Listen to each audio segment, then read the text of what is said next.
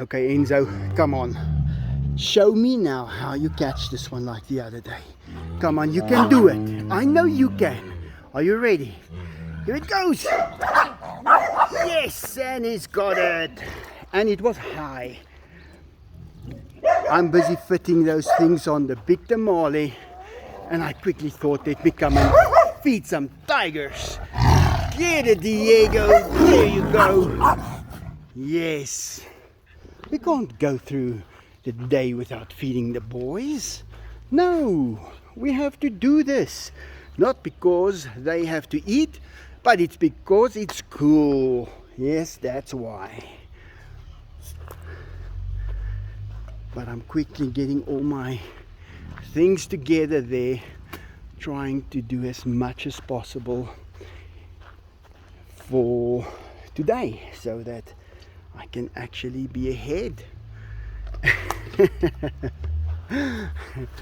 Yeah, why do they call it ahead? It's like when you're behind, you should be called the tail. Are you ahead or are you a tail? That is what the language should have been, I guess. If I get my own language, I'm going to use that. Hey Diego, don't you think that's cool? Thanks. He said yes. Come on boys. The machine is on 3, only on speed 2 now, cleaning. Okay, Layla, go. She's a very cautious dog.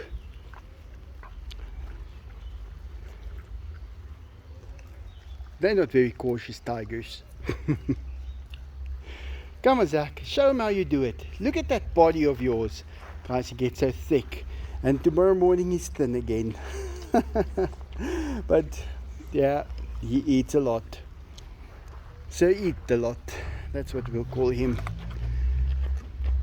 Do you enjoy it, Enzo? I almost called you Diego for a second there. But guys, Enzo is not allowing Diego to come close these days while I'm feeding them. He keeps him right over there on the side, and it just goes to show Enzo is still the one who controls everything around here.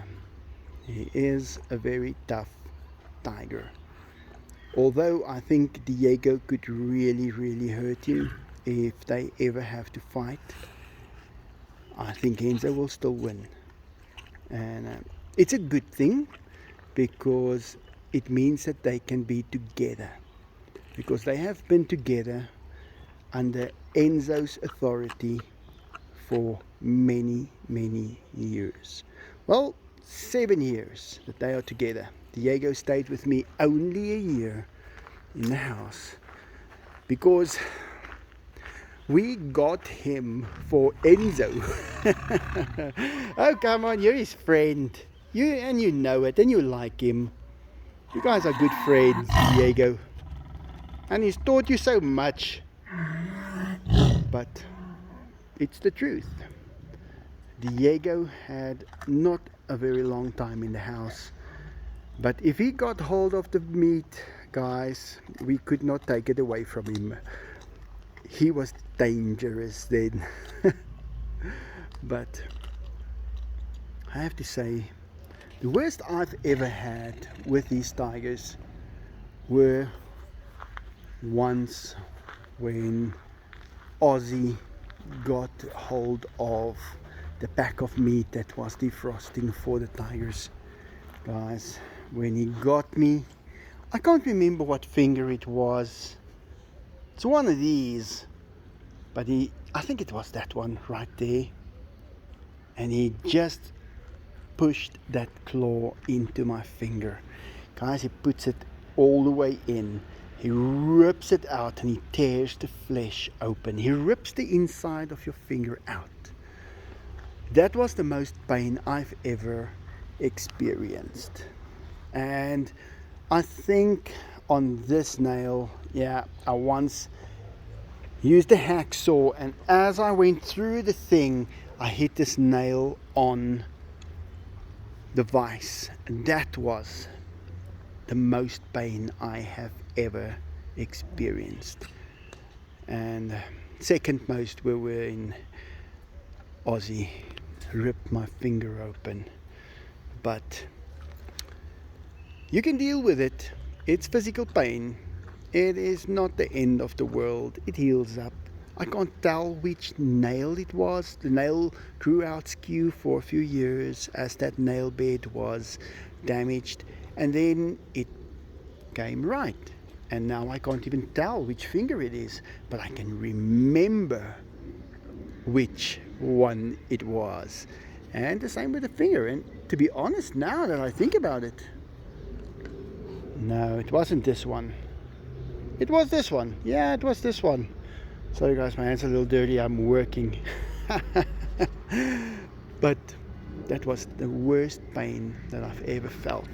The time when Enzo bit me, I think it was, I can't remember exactly, probably there. Yeah, he bit me a real bite, a real tiger bite. That tooth slided into the flesh. It was not painful at all. It was a 1 out of 10. So it wasn't that bad. And then I realized those teeth of his are designed to inflict the minimum amount of pain. When he bites any animal that he finds roaming around the jungle, he would first bite and the tooth will touch, and then the tooth will have a numbing effect on the skin as the whole tooth quickly slides straight into the flesh, and the cutting action of the back of that fang makes it real easy for him as well. He doesn't need to put a lot of pounds on that single point to have huge pressure and cutting power.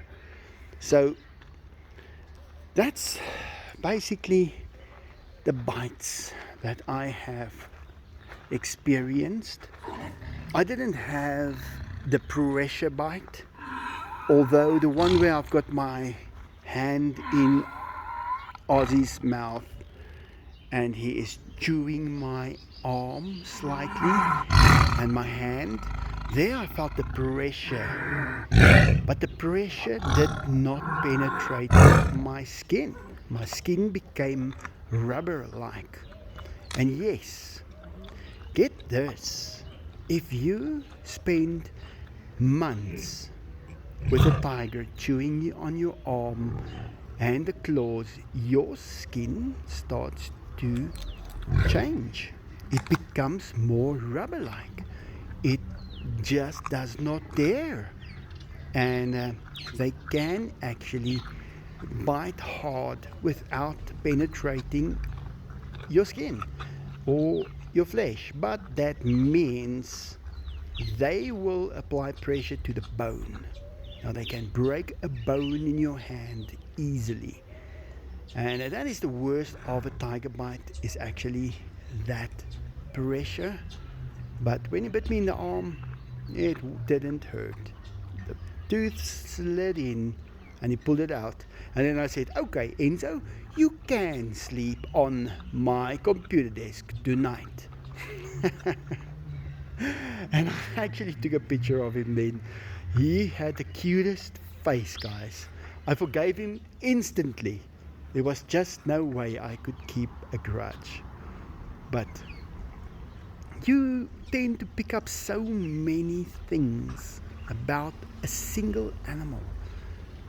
In 12, 13 years that I've had Enzo now. And as a blind person, the other day watched or listened to one of my scariest videos, and someone wrote a message, and she wanted to know, what does it feel like to have such a tiger around? And I said, well, I'm going to explain it to you on the very first part. When you meet a tiger like this, and he's walking towards you, and you extend your hand outwards and you touch him under his chin. Guys, you will feel the two top fangs in the palm of your hand, just sticking right about there and right about there. That is how the top teeth are extended through the jaw and comes out at the jaw, at the bottom of the jaw. And now they tell me, when you go to one of these parks where you take all your children and you go and you view the lions and whatever they have there, you can just drive in with your car and be there with those animals. Guys, if you take your children to a place like that, it's a very risky thing. I mean, imagine this.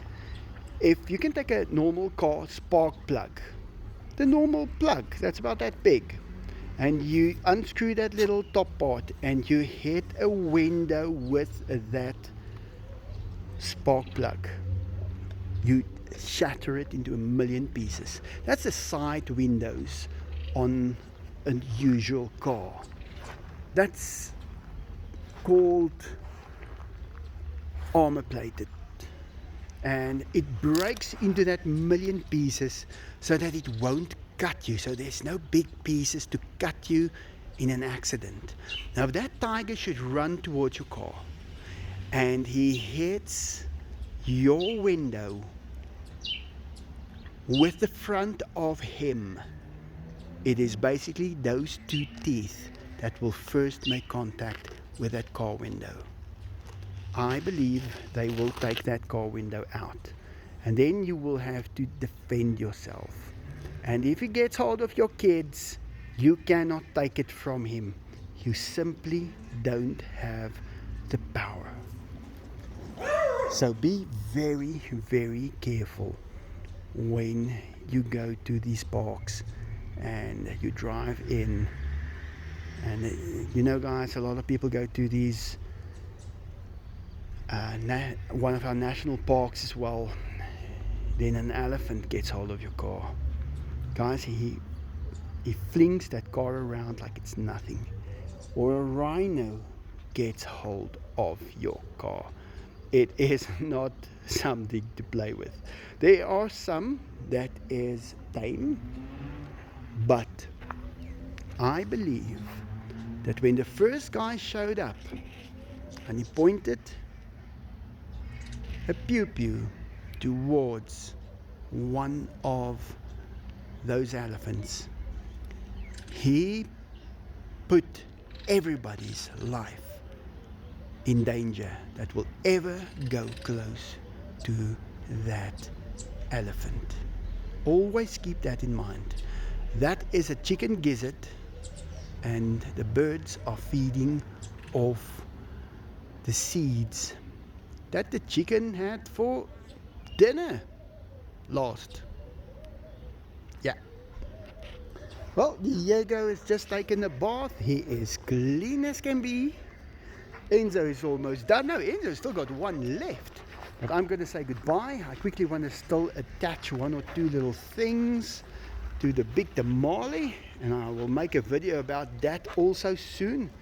And then I'm going to say goodbye. Thanks for watching. Hope you enjoyed it. And like always, have a great day.